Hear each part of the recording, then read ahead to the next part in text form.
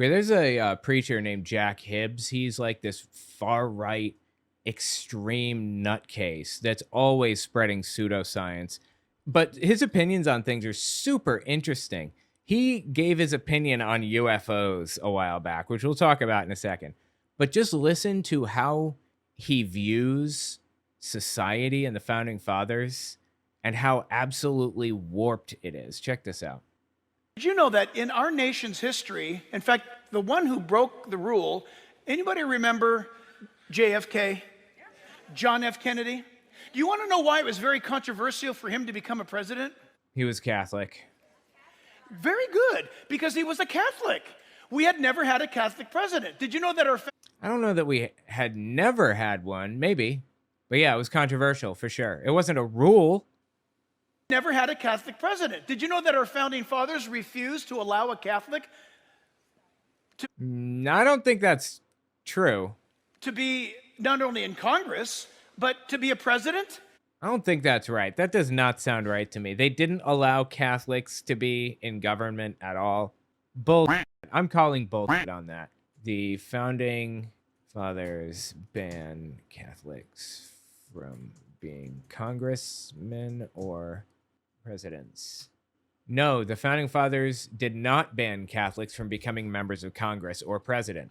However, there's an important historical context that helps explain where this misconception came from. The U.S. Constitution, ratified in 1788, explicitly prohibits religious tests for office. Article 6, Clause 3. No religious test shall ever be required as a qualification to any office or public trust under the United States. This means that from the very beginning, anyone of any religion, including Catholics, could legally serve in federal office, including Congress or the presidency. Why the confusion?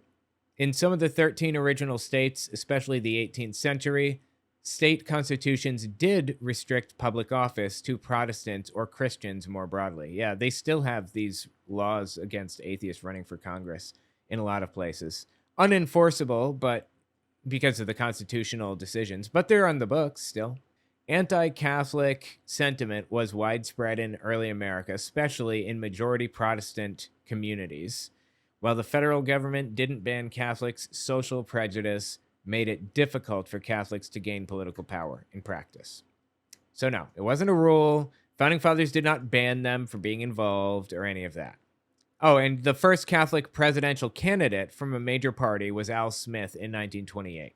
The first Catholic president was John F. Kennedy, 1960. Not only in Congress, but to be a president, because they wrote it. They said, the person may be very moral and very, very knowledgeable, but the problem is, for a constitution to work, if he's loyal to the Catholic Church, it will mean that he's loyal to the Pope. They did not write that. What the f*** are you talking about? He's just making it up right now. In no way, by no stretch of the imagination, did anybody within like high government or whatever legislate anything of the sort. No founding fathers wrote anything like that. It's just made up. It drives me nuts when these people just brazenly lie like this. Knowingly falsify information. The problem is, for a constitution to work, if he's loyal to the Catholic Church, it will mean that he's loyal to the Pope. And we can't have the Pope interfering in the operation of the Constitution.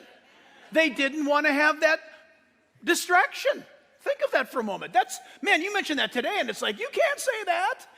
Well, it's nonsense. Not that you can't say it. It's just dumb as dog. It's just not true.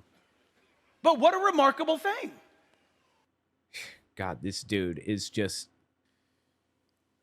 I don't know how people get away with just lying so brazenly without being shouted down by their congregations. People have to know this is not true, right?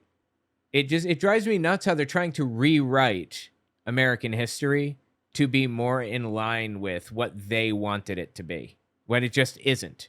It's a secular state. It's the first secular state on this scale in history. I mean, Thomas Jefferson was one of the great Enlightenment thinkers. Science-based, reason-based. Try to build things off of evidence and logic. That was what Thomas Jefferson was all about. And now we have Jack Hibbs just flat out lying about it. Just insane. Check this clip out from Jack Hibbs. And here's what our founding fathers said. How do we keep it right? How do we keep it from becoming a tyranny? And they went to Isaiah 33. No, they didn't. Founding fathers did not go to Bible verses to form the Constitution or whatever. This is just completely made up again. And they went to Isaiah 33:22 and said, this is what we're going to do. For the Lord is our judge. We will create a judiciary. There will be those who will be judges. There will be those who will know the law. Okay, great. That's one. What about the second one?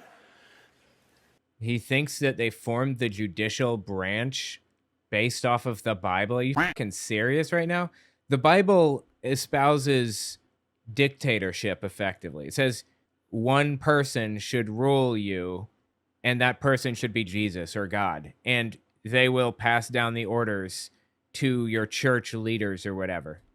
A theocracy. It does not talk about judges or like the executive branch or congressmen or any of that. You know, the beliefs espoused by Jesus in the New Testament for how society should run are not tenable. It just wouldn't work.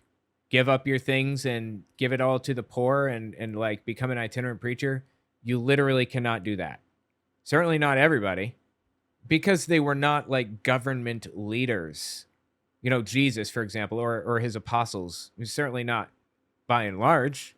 They weren't government leaders. They didn't understand what government planning involved. They didn't know what they were talking about. The Lord is our lawgiver. There's going to have to be a legislative branch to craft laws as this nation moves forward. I thought that God gave them all of the laws in the Old Testament, right? 613 commandments. Don't commit adultery, don't lie, don't eat shellfish or pork or wear cotton and linen blends and all that junk. All right, that's number two. Is there a third one? Yep, there's a third one, and it's the only one that's left. The Lord is our King. He will save us. This passage, this verse is what was used by our founding fathers. No. In the birthing of this country to ensure and to enshrine the division of powers so that neither one of those groups could become tyrannical. This is just fucking disgusting, dude. The fact that he's brazenly flat out lying, it just drives me insane.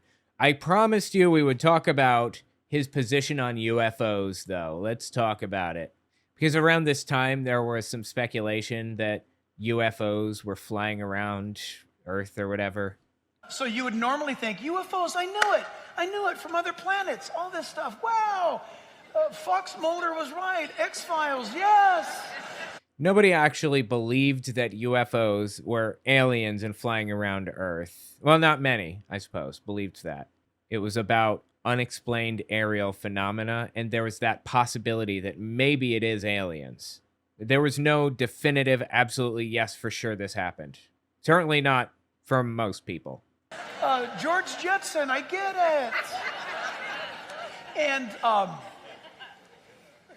And yet I think that what is truly behind all this stuff is what has been truly behind everything. I do not, for the record, I do not believe in creatures from other worlds. I do not believe in other planets. I don't believe in these creatures are visiting us from other places. He doesn't believe in other planets. I'm going to take that charitably and assume he means he doesn't think that any other planets are habitable. I don't know why I'm taking him charitably, but here we are. Anyway, the reason he can't admit the possibility that maybe there are aliens is because his whole theology would fall to pieces if there are aliens. How do they fit into God's plan? Did God send a redeemer to their planet too? Do they have a version of the Bible? Is it exactly the same as ours, or is it different?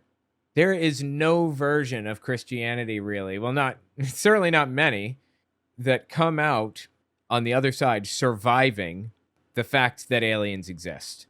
It makes no sense if aliens are out there. So it, checks out that he wouldn't want to acknowledge that possibility. Us from other places.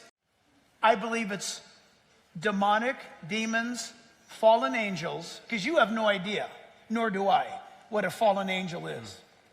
You don't know what they can produce. Is he saying they're aliens? You don't know what they can create. Well, Jack, we have UFO materials that have been collected from crash sites. Supposedly, but who knows? I understand that.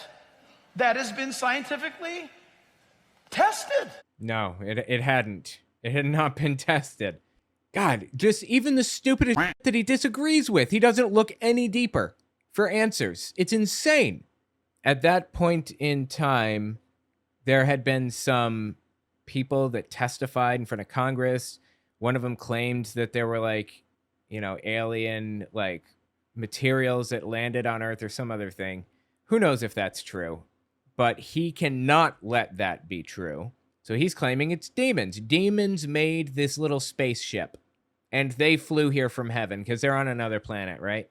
That's absolutely what he would claim if aliens landed. He'd claim that they were actually demons, and that demons live on a different planet, and God lives in space, and Earth is his footstool, and Jupiter's his hairbrush or something, to borrow a line from The Office. I just believe the origin is an act of deception by Satan to get people duped. Wow. Him talking about people being duped, of all people. Jesus, dude. Anyway, tell me what you think about this guy in the comments. He's just like the lowest of the low.